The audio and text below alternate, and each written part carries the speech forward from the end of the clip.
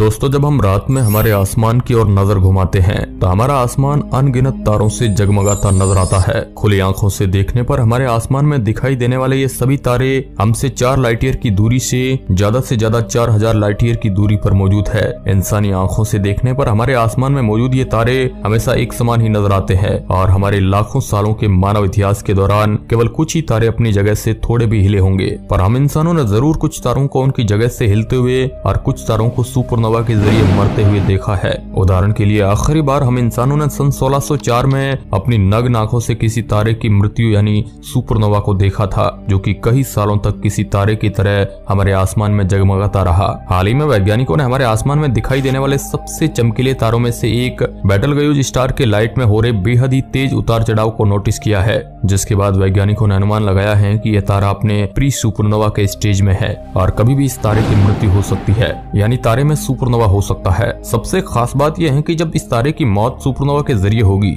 और इस तारे को हमारे करीब होने के कारण हम इंसान इसे अपनी खुली आंखों से बिना किसी टेलीस्कोप की मदद से भी देख सकेंगे। ये सुपरनोवा कुछ समय के लिए हमारे आसमान में दिखाई देने वाले चांद और दूसरे तारों से भी ज्यादा चमकीला नजर आएगा, पर आखिर ये तारा क्या है और कैसे आप भी इस तारे की मृत्यु को अपनी आंखों से देख सकेंगे, ये सभी आपको आज के इस वीडियो में पता चलेगा। तो चलिए शुरू करते हैं आज का ये इंटरेस्टिंग वीडियो। दोस्तों, बेटलगेयूज एक रेड सुपर जायंट स्टार है जो कि हमसे करीब 642 लाइट ईयर की दूरी पर मौजूद है। ये तारा हमारे आसमान में दिखाई देने वाले 10 सबसे चमकीले तारे और विशाल तारों में से एक है। ये तारा इतना विशाल है कि अगर हम इसे हमारे सोलर सिस्टम के सेंटर में सूर्य की जगह रख दे तो इसका आउटर सरफेस यानी बाहरी सतह जुपिटर ग्रह को टच करने लगेगा और बुध, शुक्र, पृथ्वी ये सभी अन्य ग्रह इस तारे के अंदर समा जाएंगे। पर यह एक काफी यंग स्टार है जिसकी उम्र केवल 85 लाख साल है। इस तारे के बारे में सबसे अजीब बात यह है कि यह एक पल्साटिंग और वेरिएबल स्टार है, जिसका मतलब यह है कि इस तारे की रोशनी और इसका आकार समय के साथ बेहद ही तेज गति से चेंज होता जा रहा है। वर्तमान समय में इस तारे की रोशनी में काफी कमी आई है और ये पहली बार है जब यह तारा हमारे आसमान में मौजूद 10 सबसे चमकीले तारों की लिस्ट से बाहर जा चुका है।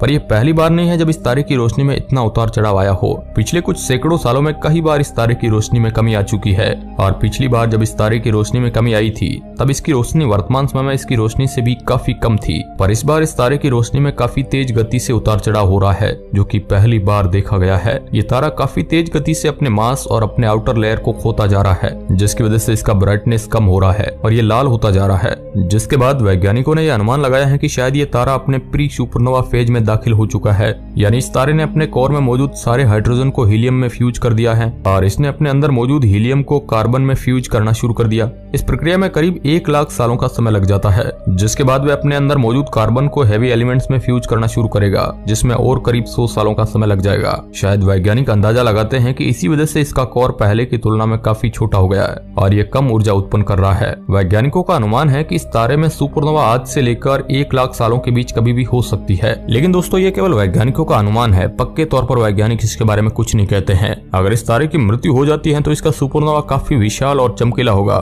जिसे हम अपनी खुली आंखों से बिना किसी टेलीस्कोप की मदद से कई दिनों तक देख सकेंगे। ये सुपरनोवा एक्सप्लोजन इतना चमकीला होगा कि ये कुछ दिनों तक हमारे आसमान में मौजूद तारों, ग्रहों और हमारे चांद से भी ज्यादा चमकीला नजर आएगा और आप दिन के उजाले के दौरान भी इस सुपरनोवा के बाद निकले लाइट को कई सालों तक हमारे आसमान में देख सकेंगे। पर यह पहली बार नहीं होगा जब हम इंसान किसी तारे की मौत यानी सुपरनोवा को देखेंगे। इसके अलावा हम इंसानों ने सन 1572 में, सन 1054 में और सन 1006 में इस तरह की सुपरनोवा को नोटिस किया था। इन सुपरनोवा एक्सप्लोजन को खुली आंखों से कई दिनों तक हमारे आसमान में देखा गया था और बाद में वैज्ञानिकों ने इन सुपरनोवा एक्सप्लोजन के बाद निकले अवशेषों की खोज कर इन्हें कंफर्म किया। हालांकि इससे भी पहले इंसानों ने खुली आंखों से कई और सुपरनोवा को देखा था, पर वैज्ञानिकों ने इनके अवशेषों की खोज अभी तक नहीं की है, जिसकी वजह से इन्हें अभी तक ऑफिशियल तौर पर कंफर्म नहीं किया गया है। लेकिन ऐसा हो सकता है कि वैज्ञानिक इन सुपरनोवा के अवशेषों की खोज कर ले और उसे भी ऑफिशियली तौर पर कंफर्म कर दे, तब हम उसके बारे में भी जान पाएंगे। बेटलगेयूज तारे को लेकर सबसे सघन रिसर्च बीते साल 2020 के मध्य में शुरू हुई। हबल स्पेस टेलीस्कोप ने ध्यान दिया कि बेटलगेयूज की चमक पहले कैसी थी और अब ये कैसा दिख रहा है। इस तारे पर लगातार नजर रखी गई। इससे जो यूवी डाटा मिला वो बताता है कि तारे के चारों ओर धूल के बादल जमा हो गए जो उसे धुंधला बना रहे हैं। सुपरनोवा की घटना को अंतरिक्ष की सबसे खतरनाक और दुर्लभ घटनाओं में से माना जाता है। इससे होने वाला विस्फोट सूर्य की चमक और ऊर्जा को पीछे छोड़ देता है, यानी ये खतरनाक भी हो सकता है। यही कारण है कि धरती के सबसे करीब के इस चमकीले तारे का धुंधलाना वैज्ञानिकों को परेशान कर रहा था। वैसे तो अंतरिक्ष में अक्सर सुपरनोवा के धमाके होते ही रहते हैं, लेकिन गजब की बात तो यह है कि पृथ्वी से अगर 25 लाइट ईयर के दूरी पर भी एक सुपरनोवा फटता है तो उसका प्रभाव हमारे पृथ्वी पर काफी बुरा होगा। इसलिए तो कहा जाता है कि भले ही अन्य जगहों पर सुपरनोवा के धमाके हो, लेकिन पृथ्वी से 25 प्रकाश वर्ष की दूरी के अंदर कोई भी सुपरनोवा धमाका ना हो। ये बेटलगेज स्टार हमसे करीब 642 लाइट ईयर की दूरी पर मौजूद है, जिसकी वजह से इसकी रोशनी को हम तक पहुंचने में भी करीब 600 सालों से भी ज्यादा का समय लग जाता है। यानी अगर इस तारे में सुपरनोवा हो भी जाए तो भी हमें इसके बारे में जानकारी सुपरनोवा होने के 600 सालों के बाद पता चलेगा।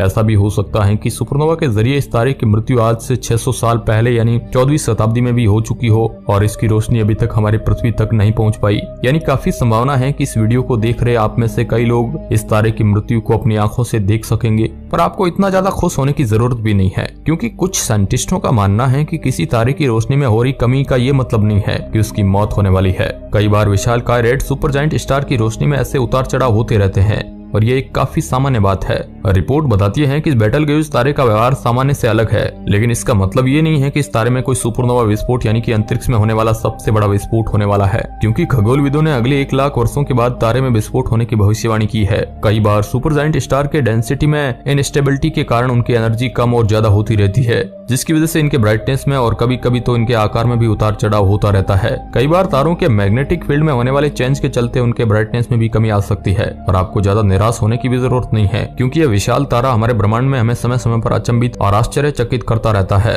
और क्या पता वैज्ञानिकों के सभी कैलकुलेशन को गलत साबित करते हुए इस तारे की मृत्यु काफी पहले ही हो चुकी है और इसकी रोशनी कुछ सालों में ही हमारे पृथ्वी तक पहुंचने वाली हो। ऐसे में आप कुछ सालों में ही इस तारे के अंत यानी सुपरनोवा को अपनी आंखों से बिना किसी टेलीस्कोप के भी देख सकते हो। काफी संभावना भी हो सकती है। ये पल हमारे लिए और पूरी मानव सभ्यता के लिए काफी ऐतिहासिक पल होगा। दोस्तों, वॉशिंगटन विश्वविद्यालय में खगोल विज्ञान विभाग में खगोल शास्त्री और सहायक प्रोफेसर एमिली लेवेसक ने कहा है, ये सबसे करीबी लाल सुपर जायंट में से एक है और यह वह है जिसे हम बेहद अच्छे से और स्पष्ट रूप से देख सकते हैं। यदि आप बहुत आसपास के सितारों का नाम लेते हैं जो सुपरनोवा होने की सबसे ज्यादा संभावना रखते हैं, तो बेटलगेज स्टार निश्चित रूप से सूची में होगा। सुपरनोवा के बाद उस सितारे का बड़े से धमाके में अंत हो जाता है। जैसे ही वो सितारा बड़े से धमाके में नष्ट होता है तो उससे उसका गुरुत्वाकर्षण बल बाहर की तरफ जाता है। सुपरनोवा में उस सितारे का गुरुत्वाकर्षण बल जैसे ही बाहर की ओर जाता है तो उसमें मौजूद सभी धातु और कई सारी चीजें उसके आसपास के वातावरण में फैल जाते हैं और उसके बाद से फिर एक नए तारे के जन्म की प्रक्रिया शुरू हो जाती है, जिसमें लाखों करोड़ों वर्ष का समय लग जाता है। अब दोस्तों, इस मुद्दे पर आप क्या सोचते हैं, हमें कमेंट बॉक्स में जरूर बताएं। धन्यवाद।